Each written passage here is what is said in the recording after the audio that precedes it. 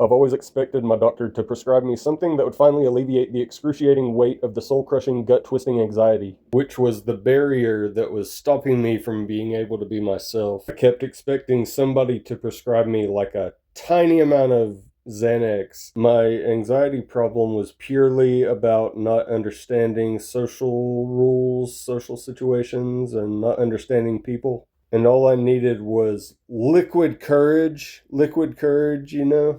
all the time, pretty much, so I could loosen up and just be myself. This is because I was constantly in fight or flight mode, constantly hypervigilant, constantly expecting something bad to happen. I needed something to take the edge off just so I could socialize. This is PTSD, but I didn't know that for years and years. I had no idea why I couldn't relax at work or around people anywhere. I didn't know why I was constantly on the edge of my seat and hypervigilant. I didn't even know what hypervigilant was. I didn't know it was something that you could be. For years and years, I just didn't understand. It just made me desperate for a tiny amount of legally prescribed liquid courage, pretty much. But no doctor would do it. No doctor would prescribe me anything like Xanax or Klonopin. What they were prescribing me was stuff that had to get into my system and, like SSRIs. And for that kind of thing to work, in my non-professional opinion, is your life has to make sense already for those medicines to work. If your life is in chaos and nothing makes sense, then those medicines just aren't going to work.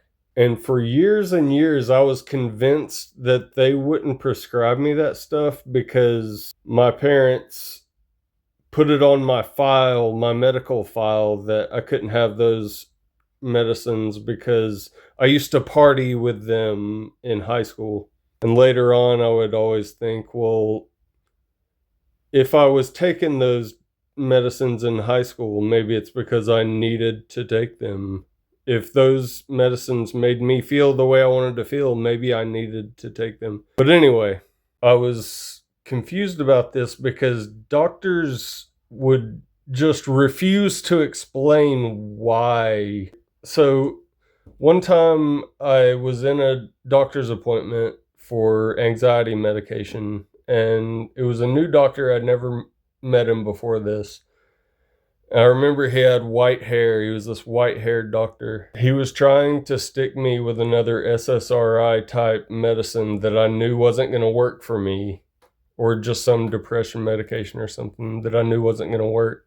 I was trying to plead my case, like my anxiety is so bad I can't function, and like I'm suicidal, and I was pouring my heart out trying to get this guy to understand that if I don't get some relief, I might not make it to whatever reason it is that they didn't want me to have it. Like, I'm not even going to make it that far if I don't get some relief to make it to that point. So anyway, I pleaded my case to this doctor, and he got angry with me and was like, you can take the medicine that I want to give you, or you can walk out of here. You can just get out.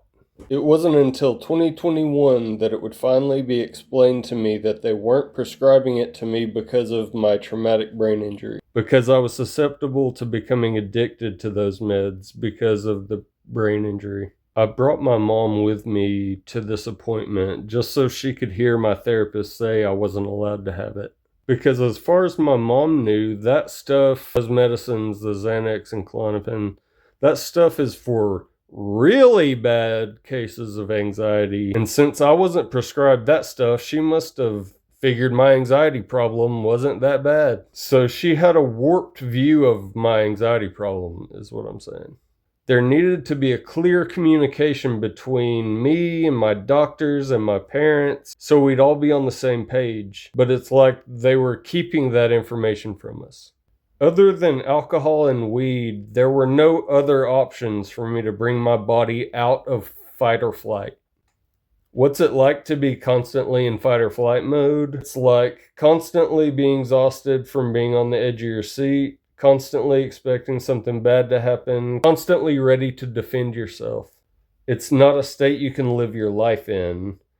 And that's why PTSD folks always become alcoholics, because they're constantly in fight or flight, and also because no one understands them, like war veterans and stuff like that. My parents must have thought I just loved to party like an animal, but I was utilizing the only option I had. My legally prescribed option was dead and down the toilet.